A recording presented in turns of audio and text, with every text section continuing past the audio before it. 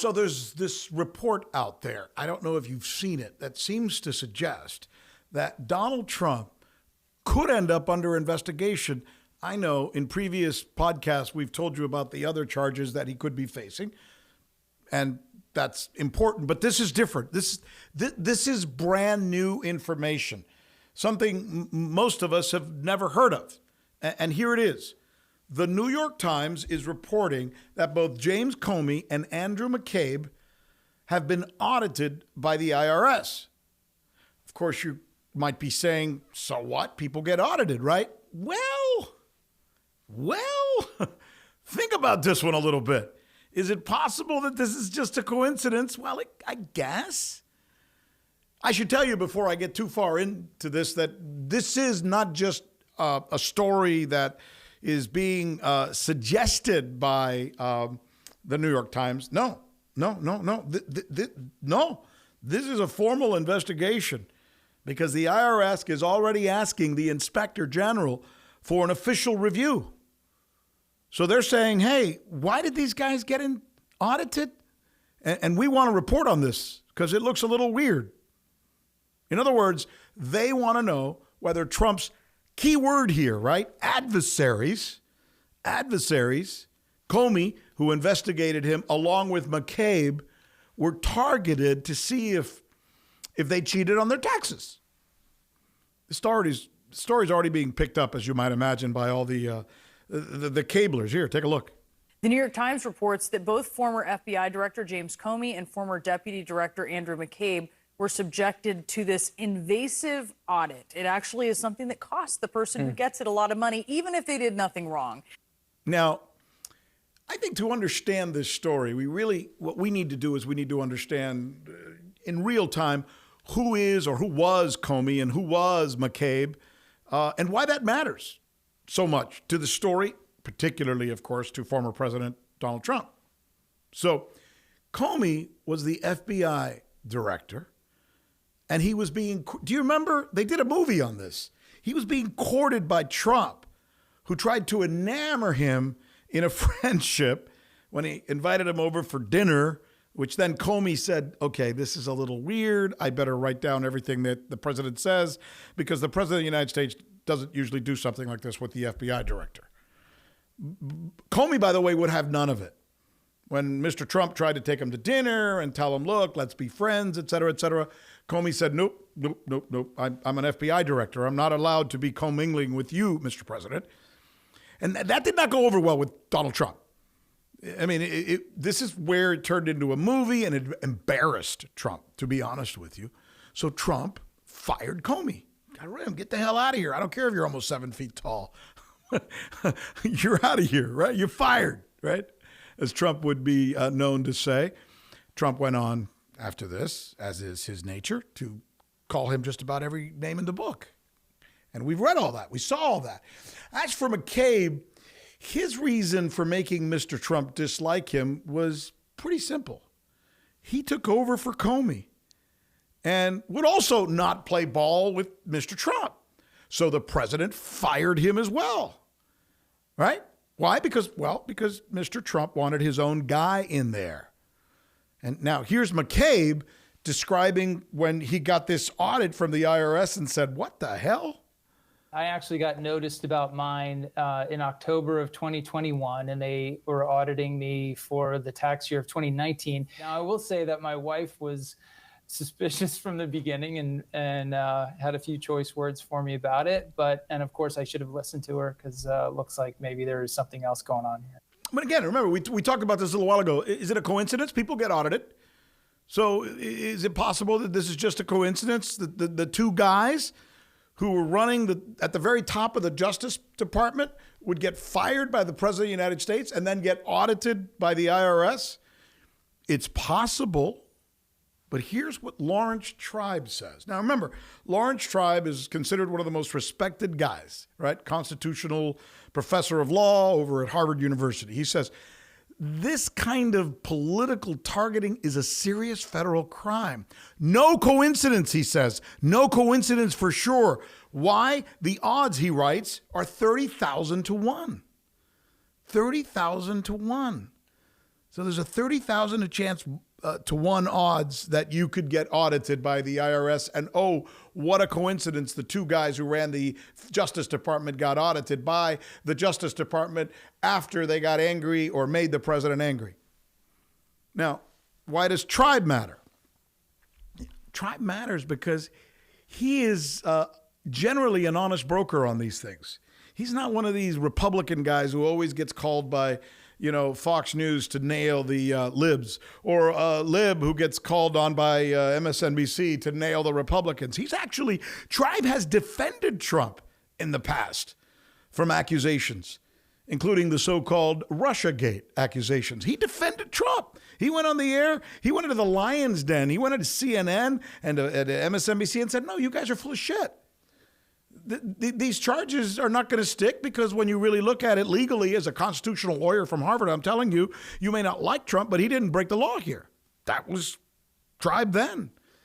And this is Tribe now saying, no, this does not look good. Well, actually, what Tribe is saying is that if somebody comes forward and testifies that Trump ordered them to weaponize the IRS against a citizen of the United States for political reasons, trust me, we're Latinos.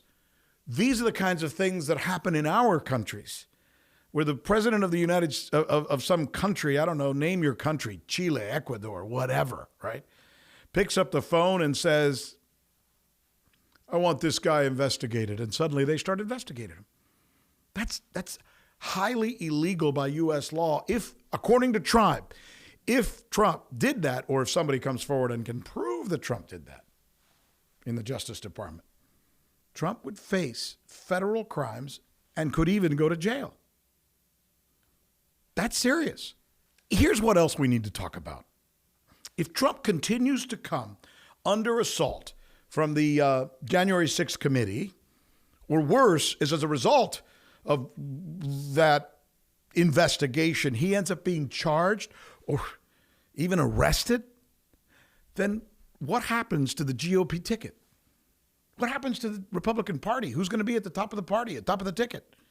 Well, according to several editorials, including a prominent editorial in the St. Louis Post-Dispatch written by Lynn Schmidt, she is writing that Vice President Mike Pence and Wyoming Representative Liz Cheney might just be the thing that saves the Republican Party and our republic. Those are her words, by the way, not mine. She's saying that. And it's a prominent editorial that's being picked up all over the country now. That she's saying the future of the Republican Party depends on Pence and Cheney, Pence president, Cheney vice president, running in the next election in the Republican presidential primaries. Think about that for a minute. Think about that for a minute. Now, as far as Pence goes, this is obviously happening because he has officially distanced himself from Donald Trump.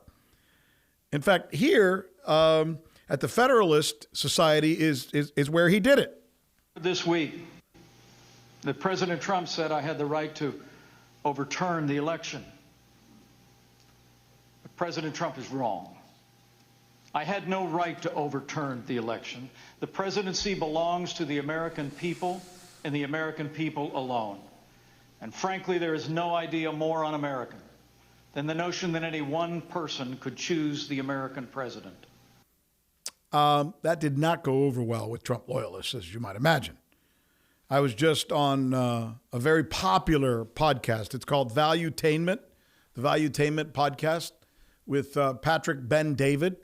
You've probably seen him. It gets a lot of play and it's got a lot of followers. Here is how, when I was on that show, the Patrick and his team reacted when I suggested that some are now talking about a potential Pence-Cheney ticket. Let's take a listen. Cheney, man, that doesn't sound good. See that. I just don't see Pence Cheney. I don't see that at all. Yeah, I don't see them Cheney. coming out of the Republican primary, and I don't see Democrats being like, "Okay, we're gonna take our Pence guy." I guess the argument is they want to go back to the middle, right? And yeah, is there? But to your question, which is a really astute question, Adam, is there enough juice in the middle to be able to support something like that I had without a conversation, splitting the party? I had horribly? a conversation with, remember our friend Joe. He's gonna cry when he hears this part of the podcast. I called him. We called him on the phone. And I said, Joe, this guy is MAGA'd out. Trump, like Rush Limbaugh, is his hero. And I said, May he rest in peace. Yeah. Who do you, and I'm speaking on behalf of the MAGA community, the Trump community, hate more? Democrats or rhinos? He goes, it's not even close. What do you think his answer was?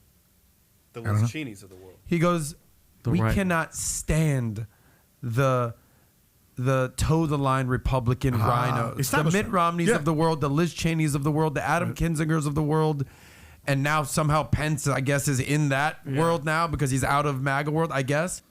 So if what Adam is saying and what Patrick is saying and what I heard today while I was asked to be a guest on that podcast is that the thinking among Trump loyalists is, hell no. We will never go along with Pence, or for that matter, with Cheney, right? They're not going to go along with Pence because of what they saw him do, where he kind of threw Trump under the bus at the Federalist Society, and they're not going to go along with Cheney since she called Trump a cultist, which, in fact, has become her rallying cry. Take a listen to this. We have too many people now in the Republican Party who are not taking their responsibility seriously, and who have pledged their allegiance and loyalty to Donald Trump. I mean, it is fundamentally antithetical. It is contrary to everything conservatives believe to embrace a personality cult. And yet, that is what so many in my party are doing today. Is the Republican Party a personality cult? I think that large segments of it have certainly become that. A cult? Yeah. I mean, I think there is absolutely a cult of personality around Donald Trump. Here's the thing, and this is where I like to spell it out as it is. I like to spell it out as a Latino.